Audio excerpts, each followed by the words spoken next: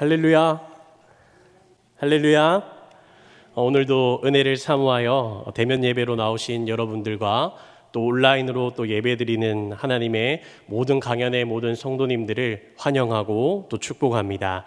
오늘 누구를 따라갈 것인가 라고 하는 제목을 가지고 함께 말씀의 은혜를 나누길 원합니다. 제가 지난번에도 얘기했었던 적이 있는 것 같은데, 누군가 저에게 목사님 즐겨보는 TV 프로그램이 무엇입니까? 라고 이렇게 물어본다면 제가 늘 동물의 왕국이나 내셔널 지오그래픽 이런 것들을 즐겨본다라고 그렇게 이야기합니다. 왜냐하면 어릴 때부터 그러한 자연의 신비와 놀라운 그러한 동물의 모습들, 그런 것을 어려서부터 보는 게 굉장히 좋더라고요. 그래서 지금도 제가 틈이 나면 이렇게 유튜브를 통해서 동물에 관한 그러한 영상이나 그러한 내용들에 대해서 살펴볼 때가 참 많이 있습니다.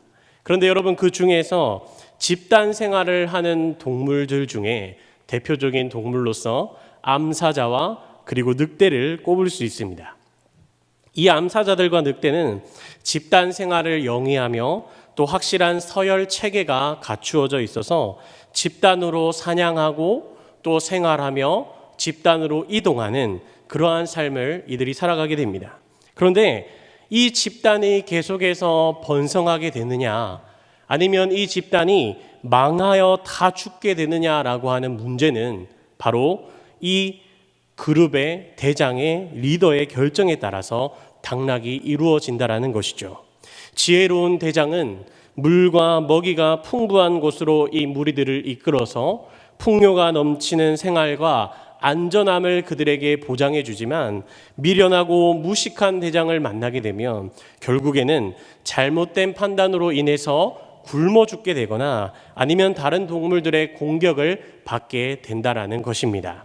그런데 여러분, 비단 동물의 세계에서만 이러한 일이 일어날까요? 우리가 사는 이 세상도 또 사람 사이에서도 마찬가지라는 것이죠. 누구를 나의 멘토로 삼아서 그 모습을 따라 살아갈 것인가? 누구를 나의 벗으로 삼아서 그 친구와 함께 세상을 함께 걸어갈 것인가? 어떤 배우자를 만나서 내 미래를 함께 할 것인가? 좋은 멘토를 만나고 좋은 친구를 만나고 좋은 배우자를 만나서 그 사람을 따라가게 된다면 그 사람의 좋은 점이나 나도 좋은 사람이 되어갈 것이지만, 반대로 잘못된 멘토를 만나거나 잘못된 친구를 만나거나 잘못된 배우자를 만나게 되면 그 사람을 따라가게 되면 엉망이 되는 삶을 살아갈 수가 있게 된다라는 것이죠.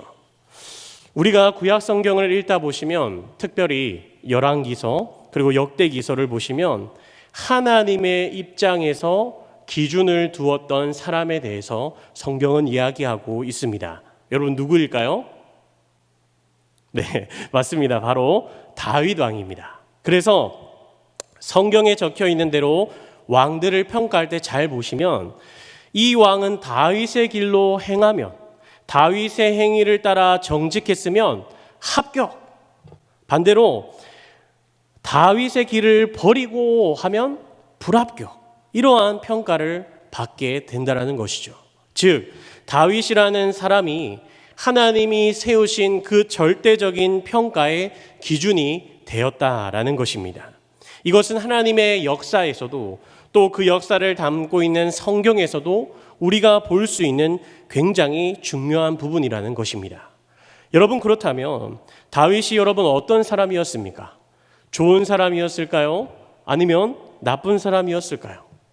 우리가 인간적인 기준으로 그 다윗에 대해서 평가하게 된다면, 누군가는 이 다윗을 보고 좋은 사람, 대단한 사람이다 이렇게 평가하는 사람도 있을 것이고, 어떠한 사람은 그 다윗 그거 못됐어 이렇게 나쁘게 평가하는 사람도 있을 것입니다. 왜냐하면 어릴 때는 이 다윗이 골리앗과의 싸움에서 승리해 나라를 구하기도 하고, 왕이 되어서는 수많은 싸움에 나가서 적군을 물리치고 그 땅을 차지하고 막강한 군사력을 가지고 있었기 때문이죠. 누구나가 이스라엘이라고 하면 무서워하고 두려워하는 나라로 만들었기 때문입니다. 그러나 반대로는 어떻습니까? 하나님의 뜻에 따라서 선한 일도 물론 많이 했지만 반대로 아내와 첩을 많이 두어서 형제의 난을 일으킨 장본인이 바로 이 다윗이었죠. 또한 부하의 아내였던 밧세바를 간음하고 그 남편 우리아를 전장 선두에 보내 살인하는 나쁜 짓을 또 많이 한 인물이 바로 이 다윗이기 때문입니다. 그러나 하나님은 하나님이 보시기에 이 다윗의 어떠한 정서의 하나가 하나님의 마음에 합한 자가 되었고 그리고 감동을 주었다라는 것이죠. 그래서 하나님은 시대를 통해 오고 가는 수많은 사람들에게 기준으로서 이 다윗 왕을 세우게 됩니다.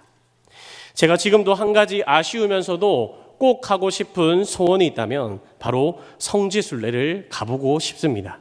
성경에서만 보던 곳들을 직접 내 눈으로 보며 하나님의 살아계심과 또 역사의 숨결을 느낄 수 있다면 너무나 여러분 감동적이지 않겠습니까?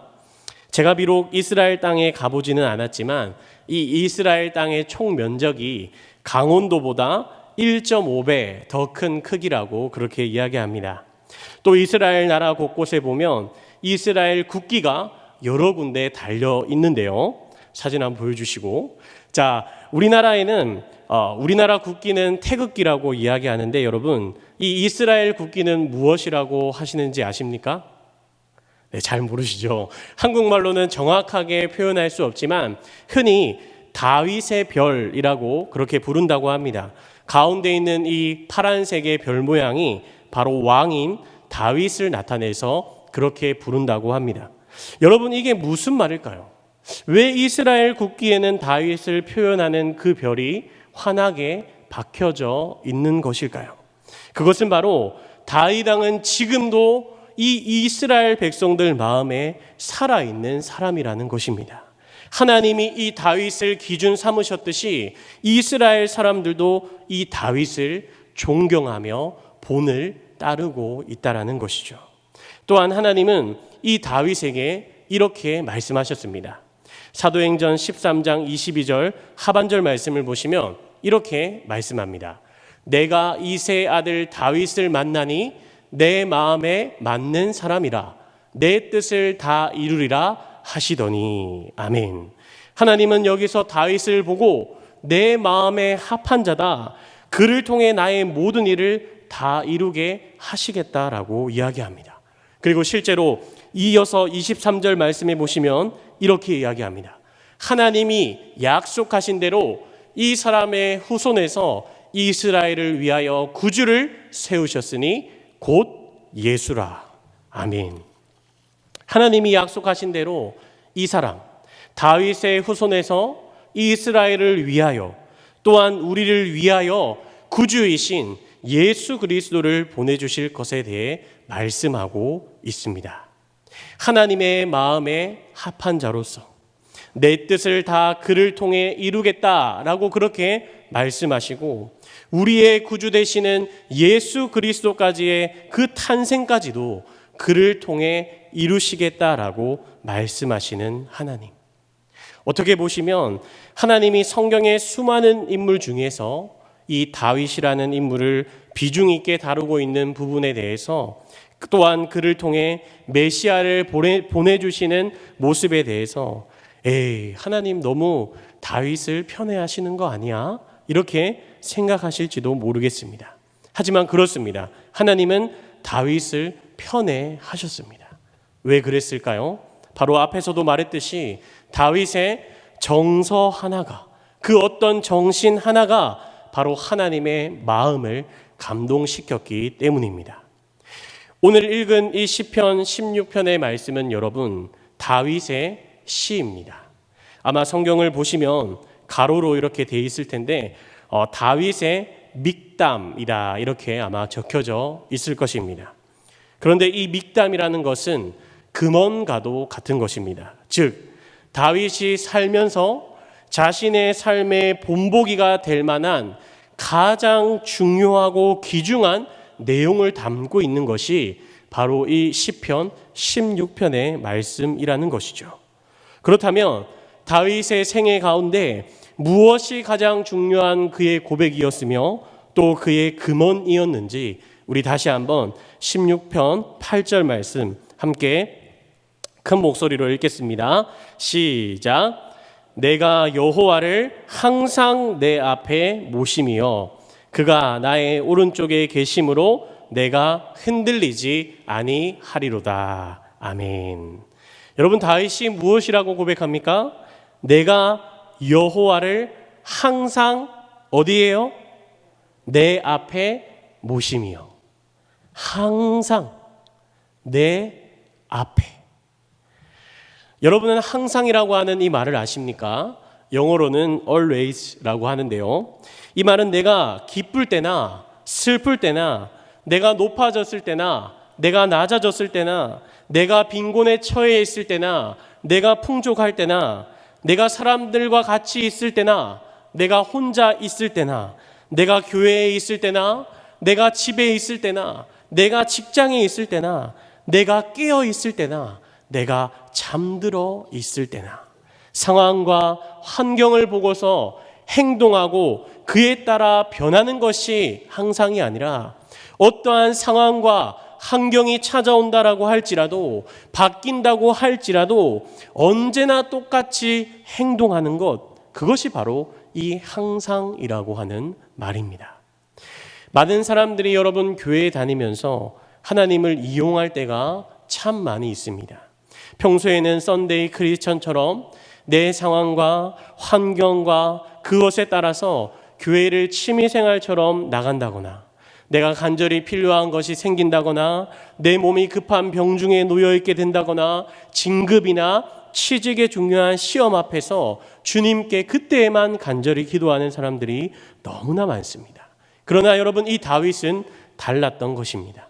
하나님이 어렸던 이 목동인 다윗을 볼 때 바로 그 어린애의 마음에 자신보다 하나님을 앞세우는 그 마음을 보셨던 것입니다. 다윗은 들판에서 양을 돌보며 늘 하나님을 찬양했습니다. 또한 자신에게 맡겨진 일을 하나님이 맡겨주신 일이라고 생각하며 늘 최선을 다했죠. 그래서 거의 대통령과 같은 그 사무엘 선지자가 방문했을 때도 그는 혼자만 들에 나가 자신에게 맡겨진 일을 충성스럽게 감당했습니다. 또한 다윗은 전쟁터에 나아가 골리앗과 싸움을 벌이게 됩니다. 그 이유는 바로 하나님의 이름을 욕되게 하는 것 때문이었습니다. 감히 저 개 같은 이방인이 내가 항상 내 앞에 모시는 하나님을 욕하다니. 그래서 다윗은 골리앗과 싸운 것이지 결코 그가 잘나 보이기 위해서, 대단해 보이기 위해서 싸운 것이 아니었습니다. 그래서 그때에도 다윗은 무엇이라고 선포합니까? 너는 칼과 창과 단창으로 내게 나아오지만 나는 만군의 여호와의 이름으로 내게 나아가노라. 다윗은 이때에도 자신의 물맷질을 믿고 골리앗에게 나아간 것이 아니라 바로 만군의 여호와의 이름, 즉 하나님을 자신의 앞에 내세우고 나아갑니다. 여러분, 다시 한번 저를 따라해 볼까요?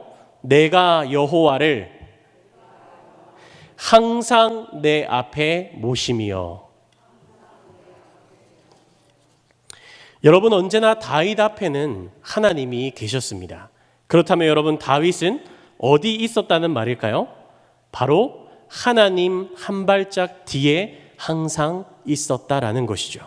즉 다윗은 자신이 인생의 주인이 되어서 자신의 삶을 끌고 간 것이 아니라 하나님을 앞에 모시고 하나님이 원하시는 그 뜻대로 살아갔다라는 것입니다.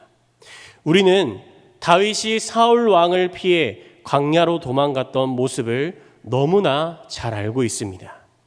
그리고 추격해온 사울이 잠시 동굴에 뒤를 보러 들어왔을 때 그때 그 동굴 깊은 곳에 다윗과 사람들이 숨어 있었습니다. 다윗의 사람들이 그에게 말합니다.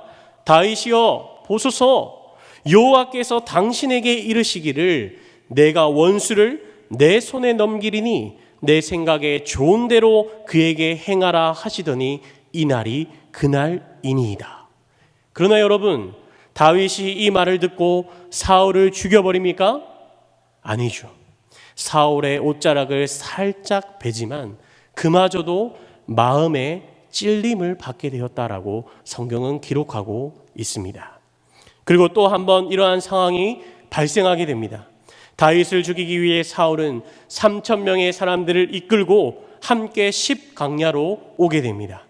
그리고 산 길가에 진을 치고 자고 있을 때 다윗은 그의 부하인 아비새와 함께 자고 있는 그 사울의 곁으로 가게 됩니다.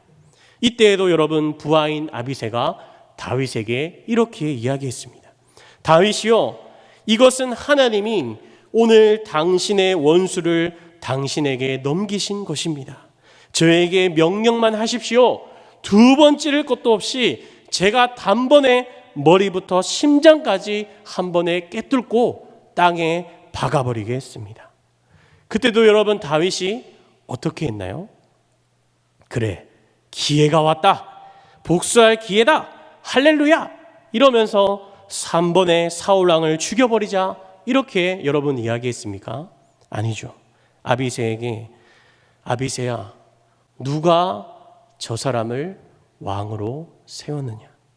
도저히 머리로는 이해가 되지 않지만 사울에게 기름을 부으신 분은 여호와 하나님이시다. 나는 하나님이 아니지 않느냐? 여러분, 솔직히 여러분 같았으면 어땠을까요? 지금 자고 있는 이 사울 왕을 죽이면 내가 차기 왕이 될 것은 너무나 뻔한 일인데, 내가 지금 이 사울 왕을 죽이면 이 덥고 추운 강야의 땅을 더 도망 다니지 않아도 될 것인데, 내가 먹을 것이 풍부한 왕궁에서 쉬면서 누리면서 편하게 휴식을 취할 수 있을 것인데, 여러분, 너무나도 유혹적이지 않습니까? 부하들이 이것은 하나님이 주신 기회다라고까지 말하는데, 명분까지 확실하게 세워졌는데 그냥 죽여버려도 되지 않았을까요?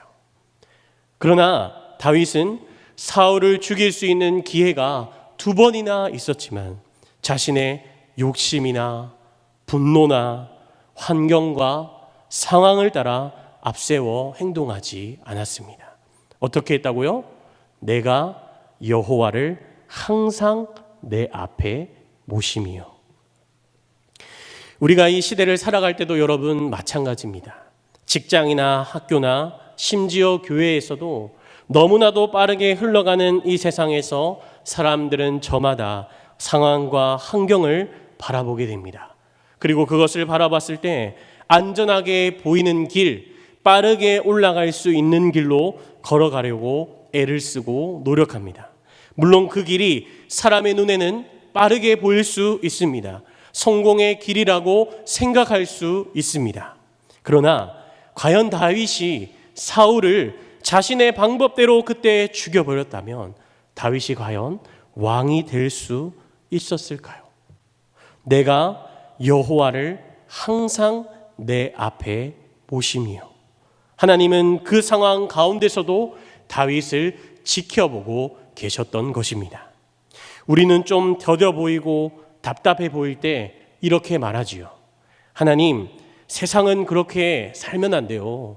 좀 거짓말도 하고 등쳐먹기도 하고 악착같이 살아야지요. 하나님은 세상을 잘 모르시네요. 이렇게 말할지도 모르겠습니다. 그러나 분명한 것 하나는 여러분 무엇입니까? 바로 하나님은 진짜라는 사실입니다. 사람한테 잘 보이고 사람 앞에서 인정받는 게 아니라 하나님 앞에 잘 보이고 하나님 앞에 인정받는다면 영원히 복을 받게 된다라는 것이죠. 다윗은 바로 이 하나님의 테스트에 합격하였던 것입니다. 그렇다면 여러분은 과연 누구를 앞세우며 이 시대를 지금을 살아가고 계십니까? 반대로 여러분, 제가 한번 물어보겠습니다. 우리의 인생길 다 내가 앞장서서 살아보셨을 것인데 돈을 앞세워서 살아보니 여러분 어떠셨습니까? 명예를 앞세워서 내가 살아보니 여러분 어떠셨습니까? 내 자녀를, 내 소중한 것을 앞세워서 살아보니 여러분 어떠셨습니까? 내가 생각했던 대로 사라지던가요? 모든 일이 다 해결받게 되던가요? 남들보다 빠른 길을 걸어가는 것처럼 보이던가요? 아니죠. 우리는 5분 뒤의 일을 알 수도 없는 그러한 미련한 인생을 살아가게 됩니다. 하나님의 보호하심과 은혜와 긍휼하심이 아니면 살아갈 수 없는 인생을 우리는 살아가고 있다라는 것이죠. 즉 내가 내 삶의 주인이 되어서 내가 앞에 서서 이끌어가는 인생은 절대적으로 실패할 수밖에 없다라는 것입니다. 그러나 여호와를 항상 내 앞에 모시며 살아가는 사람은 하나님이 책임져 주시는 삶, 영원한 복을 받는 삶을 살아가게 됩니다. 그 다윗의 고백이 바로 시편 23편 말씀에 나와 있는데요. 한번 읽어보겠습니다. 여호와는 나의 목자시니 내게 부족함이 없으리로다. 그가 나를 푸른 풀밭에 누이시며 쉴만한 물가로 인도하시는도다. 내 영혼을 소생시키시고 자기 이름을 위하여 의의 길로 인도하시는도다. 내가 사망의 음침한 골짜기로 다닐지라도 해를 두려워하지 않을 것은 주께서 나와 함께 하심이라. 주의 지팡이와 막대기가 나를 안위하시나이다. 주께서 내 원수의 목전에서 내게 상을 차려주시고 기름을 내 머리에 부으셨으니 내 잔이 넘치나이다. 내 평생의 선하심과 인자하심이 반드시 나를 따르리니 내가 여호와의 집에 영원히 살리로다. 아멘. 사랑하는 성도 여러분, 오늘 이 다윗의 고백이 다윗의 고백으로만 끝나는 것이 아니라 여기 앉아있는 모든 우리 강연의 성도님들의 신앙 고백이 되길 간절히 주님의 이름으로 축복합니다.